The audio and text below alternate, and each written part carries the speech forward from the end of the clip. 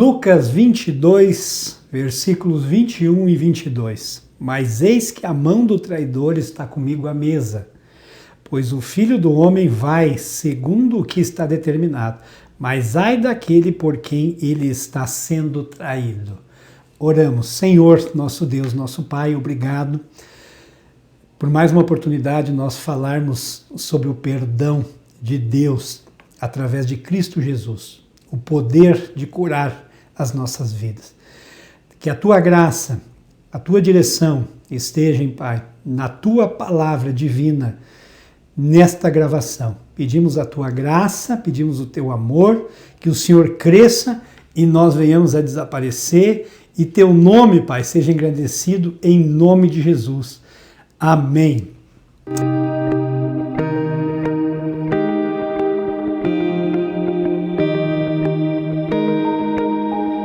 A paz de Cristo, queridos irmãos e amigos, mais um vídeo da nossa série Armadilhas do Coração, falando sobre a liberação do perdão quando há ofensas, mágoas, tristezas, amarguras e orgulho dentro do nosso coração. Hoje nós queremos trabalhar com o orgulho e o tema de hoje é: tudo o que pode ser abalado será abalado. Nós lemos o texto de Lucas 22, versículos 21 e 22, e é uma ocasião onde houve uma ceia do Senhor e Jesus proferiu essas palavras, falando daquele que havia de traí-lo. Você imagina o clima daquela reunião? As palavras de Jesus soaram como uma bomba naquele encontro que eles tiveram ali naquela ceia, e esta era a primeira vez que os discípulos tinham escutado uma coisa desse tipo. O resultado disso foi que cada um deles começou a se justificar e dizer quem seria capaz de trair Jesus e o que estava a fazer isto, quem seria? Mas o motivo deles para tal indagação era egoísta e cheio de orgulho. E Jesus começa a trabalhar no coração dos discípulos. O versículo 24 de Lucas 22 nos diz assim: houve também entre eles uma discussão sobre qual deles parecia ser o maior.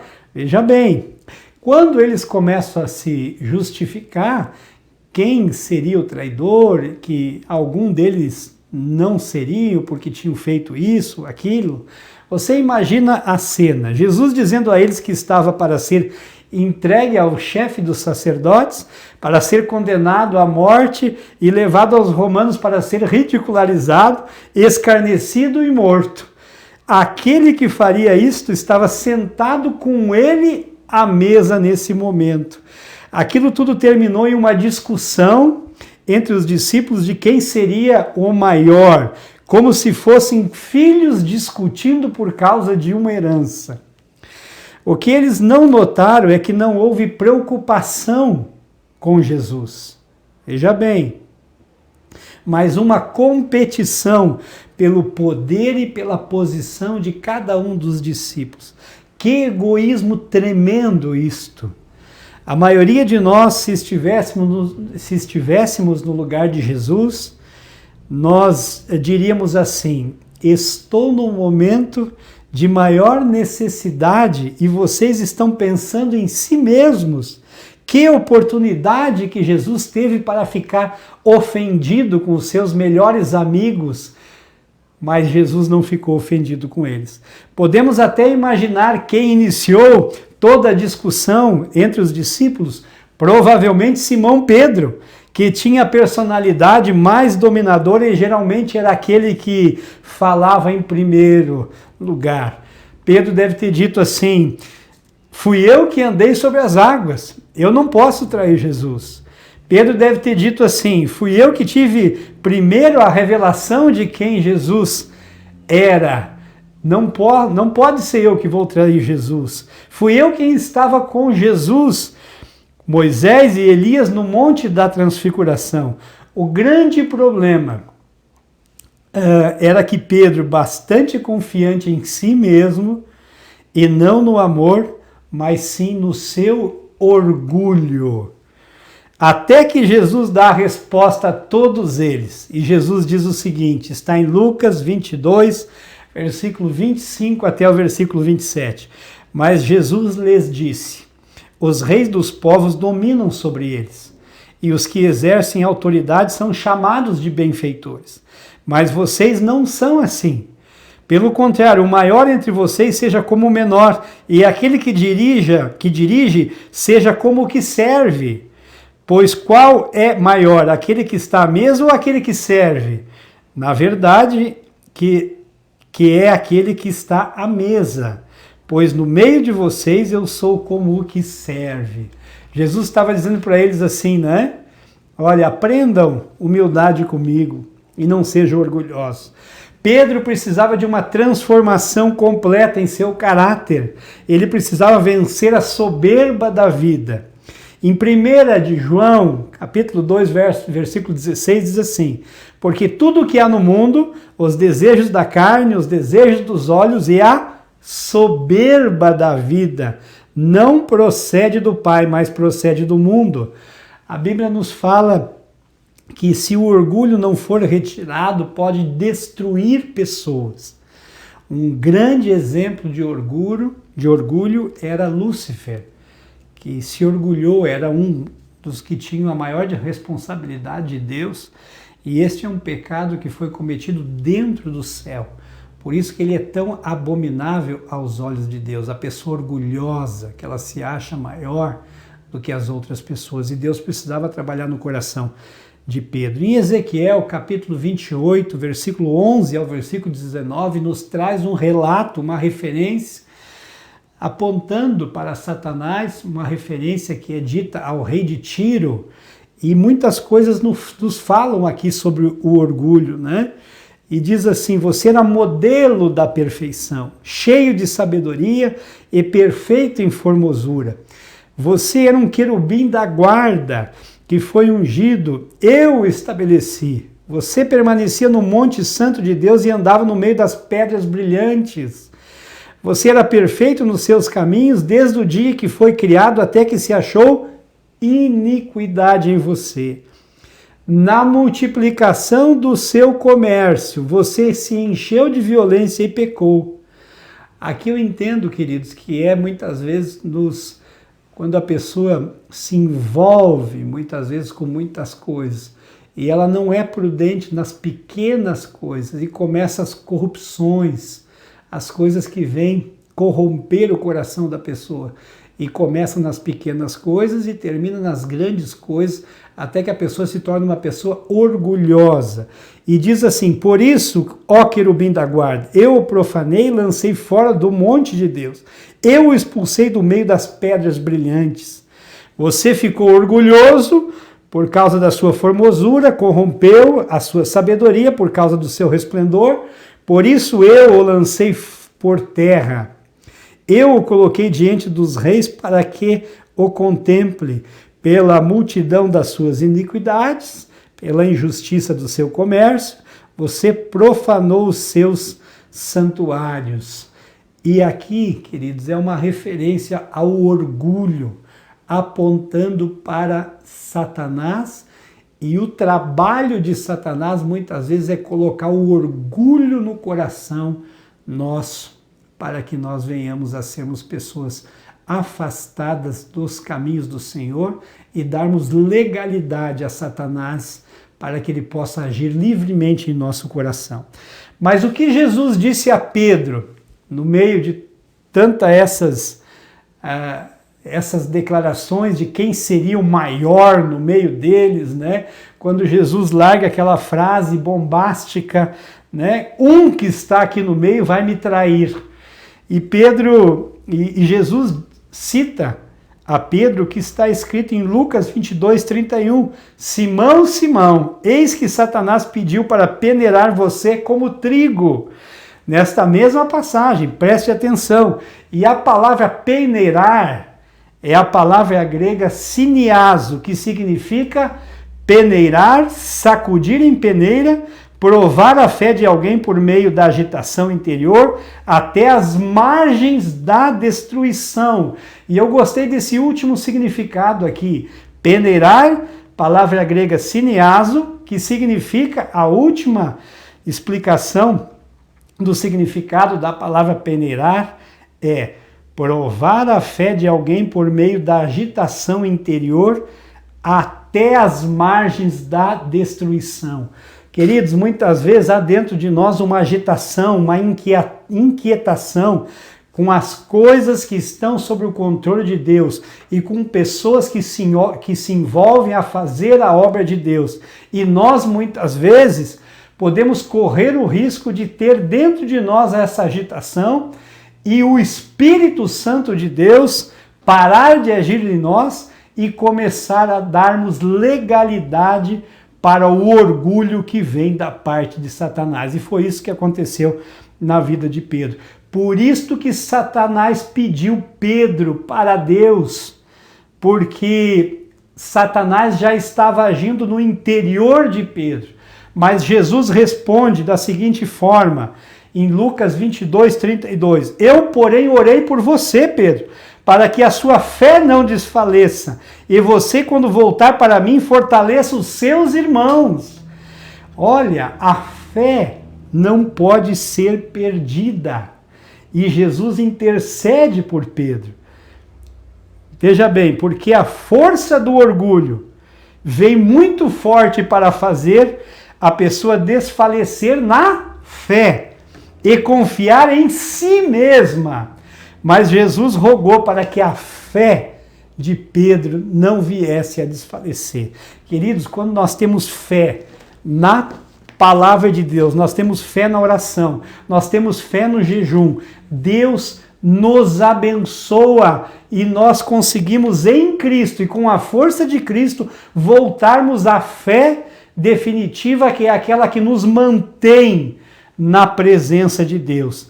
Satanás queria abalar Simão Pedro tão forte que ele viesse a perder a sua fé. Mas Deus tinha um propósito na vida de Pedro.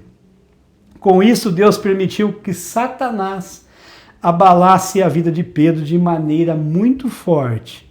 Qualquer pensamento ou atitude do coração que esteja arraigado no egoísmo ou no orgulho será abalado com a permissão de Deus. Agora, Pedro seria dependente do Senhor em tudo que ele fosse fazer. Tudo que estava morto em Pedro seria removido e os frutos maduros seriam colhidos após esse abalo. Lembram do título da mensagem? Tudo que pode ser abalado será abalado. Todo o processo na vida de Pedro foi para trazer uma limpeza do orgulho dentro de sua vida. Pedro não era um tagarela covarde. Pedro era um homem que ele confiava muito e tinha muita coragem. Veja bem, no episódio do jardim, ele estava pronto a defender Jesus. Pedro era forte, mas confiante em si mesmo. Ele precisava de um peneiramento. E ainda não havia começado o peneiramento na vida de Pedro. Mas um grande homem foi confrontado por uma pequena serva e intimidado por ela quando negou Jesus por 3 vezes. Veja bem, muitas vezes nós somos confrontados com coisas pequenas que nos abalam. Alguns pensam que são coisas grandes que fazem os homens tropeçarem, mas em geral são as coisas pequenas que nos abalam. Mas isso mostra que não somos nada vezes nada sem Deus. Agora, será que Deus tinha usado somente alguns dos discípulos? Não todos eles haviam sido enviados para pregar, curar, libertar. Não eram somente 11, inclusive Judas. Todos estavam fazendo com autoridade a obra de Deus. Mas o traidor, Judas, tinha os seus próprios motivos egoístas. E agora eu quero fazer um comparativo aqui entre Pedro, abalado, e entre Judas. Ele nunca se arrependeu dos seus motivos egoístas, Na verdade, Judas nunca conheceu o Senhor, pois as suas declarações eram egoístas. Veja bem, Mateus 26,14. Que me quereis dar? Eu vou-lo entregarei. Judas falando. Em Mateus 26,25. Ele mentiu e bajulou para obter vantagem. Em João 12, 4-6, ele tirava dinheiro do caixa do ministério de Jesus para seu uso pessoal. Veja bem, e a lista continua. Embora tenha passado 3 anos e meio com Jesus, Judas nunca conheceu Jesus, nunca teve revelação de Cristo, nunca se deixou ser abalado como Pedro se deixou. E diz a palavra de Deus que quando a tempestade soprou sobre a vida de Judas, olha o que aconteceu. Está em Mateus 27, 3-5. Então Judas, que o traiu, vendo que Jesus havia sido condenado, tocado de remorso, devolveu as 30 moedas de prata aos principais sacerdotes e aos anciões, dizendo: pequei traindo sangue inocente. Eles, porém, responderam: que nos importa? Isto é com você. Então Judas, atirando as moedas de prata para dentro do templo, retirou-se e se enforcou. Acabou com a sua vida. Isto foi muito triste. Ele apenas disse: traí sangue inocente. Só isso. Mas não se arrependeu. Se tivesse se arrependido, Jesus o teria perdoado. Mas daí você pode me dizer assim: mas as escrituras já diziam que um havia de o trair, mas já diziam porque conheciam, e Deus conhece tudo e todas as coisas, e sabe daquele que no abalo se arrepende, como Pedro, e aquele que no abalo não se arrepende e termina tirando a própria vida muitas vezes. Humildade é tudo na vida. Quando temos um abalo ou nos humilhamos para o novo de Deus, como fez Pedro, ou ficamos imóveis sem nos arrependermos e acabamos como Judas, nós notamos claramente no texto bíblico a diferença entre quem se abala e se volta a se levantar e quem é abalado e não se arrepende e não se volta para Deus. Em 1 Pedro 5,5 nos fala que todos se revistam de humildade no trato de uns com os outros, porque Deus resiste aos soberbos, mas dá graça aos humildes. Humildade, queridos, é tudo na vida. Nós estamos falando sobre o perdão. Não deixe nada, nenhuma ofensa no seu coração, né? E Judas ficou tremendamente ali ofendido, né? Não se arrependeu, não se voltou para Deus, mas Pedro liberou no seu coração aquilo que Deus tinha para fazer na sua vida. Pedro quase desistiu, mas olha o que o anjo do Senhor deu a Maria Madalena lá no túmulo, quando as mulheres foram lá. Está em Marcos 16:7. Mas vão e digam aos discípulos dele e a Pedro que ele vai adiante de vocês para a Galiléia. Lá vocês o verão, como ele disse. Pedro já não tinha mais medo, tanto que pediu que fosse... Pedro, quando morreu, ele pediu que fosse crucificado de cabeça para baixo, porque ele seguiu Jesus até o fim e ele não queria morrer, não era digno de morrer como Cristo Jesus. Mas tem pessoas que muitas vezes, queridos irmãos e amigos, Deus tira tudo para que o seu orgulho seja removido. Pessoas perdem entes queridos, não sabem porquê. Pessoas perdem muitas vezes os bens materiais, acabam muitas vezes na miséria. E pessoas muitas vezes são abaladas muito forte, inclusive há abalos entre irmãos na igreja, coisas que destroem a vida da gente, que a gente olha para Deus e diz assim: Deus, aonde você está, Deus? Você não está vendo o que aconteceu comigo? Mas elas não se voltam, acabam não se voltando para Deus e não ficam firmes ali até o fim da sua vida, da sua jornada. Depois que Jesus ressuscitou, ele foi ter um encontro com Pedro, no chamado A Pesca Maravilhosa. Jesus ressurreto foi ali, aonde ele deu as coordenadas da pescaria para aqueles que estavam pescando, e Pedro ali e aqueles que estavam pescando pescaram uma grande quantidade de peixe. E Pedro voltou maravilhado e reconheceu Jesus e se humilhou, né? E Jesus perguntou 3 vezes para Pedro: você me amas, Pedro? Você me amas? E Pedro respondeu, primeira e a segunda vez, sim, eu te amo. Mas na terceira vez, Pedro respondeu muito forte, dizendo, eu te amo, Jesus, tu sabes que eu te amo. Então Jesus disse para Pedro, então apacenta os meus cordeirinhos, né? Ou seja, o amor de Jesus precisa estar dentro da pessoa e não a confiança em si própria, no que ela pode e o que ela consegue fazer, mas naquilo que Deus, através de Cristo, orienta a pessoa a fazer e a realizar. Em Filipenses capítulo 3, versículo 3 diz, porque nós é que somos a circuncisão, nós que adoramos a Deus no Espírito e nos gloriamos em Cristo Jesus, em vez de confiarmos na carne, nós confiamos em Cristo Jesus.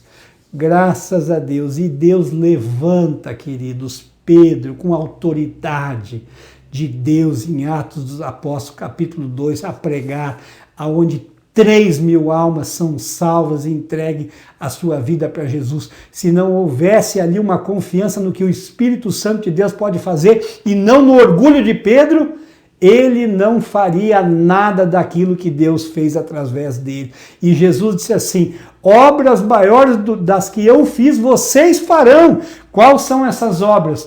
Obras que Jesus não pôde fazer. E nós, quando nós entendemos e fizemos na humildade, com respeito a Deus, a direção do Espírito Santo, aos líderes que dirigem a nossa igreja, aos irmãos, aos queridos líderes também, obreiros da casa do Senhor, as pessoas muitas vezes que não pertencem à igreja, mas nós nos comunicamos com ela, homem arrogante, homem orgulhoso, que não sofre o abalo de Deus e não muda, acaba como Judas muitas vezes e perde a sua própria vida.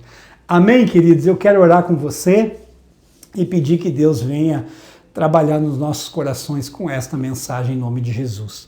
Pai amado, Tu és grande e poderoso. Eu te amo e eu te agradeço. Senhor, todas as vezes que o Senhor abalar a minha vida, eu quero, Senhor Jesus, crescer em humildade na Tua presença. Não crescer, Pai, ó Senhor, em arrogância, Pai, em remorso, Senhor Jesus, em tristeza, em dor, em mágoas, que terminarão me afastando da Tua casa e da Tua presença, Senhor Jesus. Mas eu quero, Senhor Jesus, viver uma vida de humildade, debaixo da Tua graça, reconhecendo, Senhor Jesus, ao meu único e suficiente Salvador Jesus Cristo, que teve misericórdia de mim, me tirou de um lago de lodo, ó Senhor, tremendo, e me colocou, Senhor, sobre a rocha que é Cristo Jesus, e eu não tinha direito a essa transformação, mas o Senhor mudou a minha vida pela misericórdia, pela Tua morte, e Senhor, por isso nada pode trazer orgulho ao meu coração. Muito obrigado, Pai, e abençoa, meu Senhor, a todos aqueles, Pai, que precisam disso no seu coração, e voltem correndo à casa do Senhor, porque foram abalados para crescerem na graça e no conhecimento do Senhor. Amém e amém. Deus abençoe, queridos, a sua vida muito. Compartilhe esse vídeo, tá bom? Inscreva-se ali no canal e Deus abençoe muito a sua vida. Um forte abraço e até o próximo vídeo.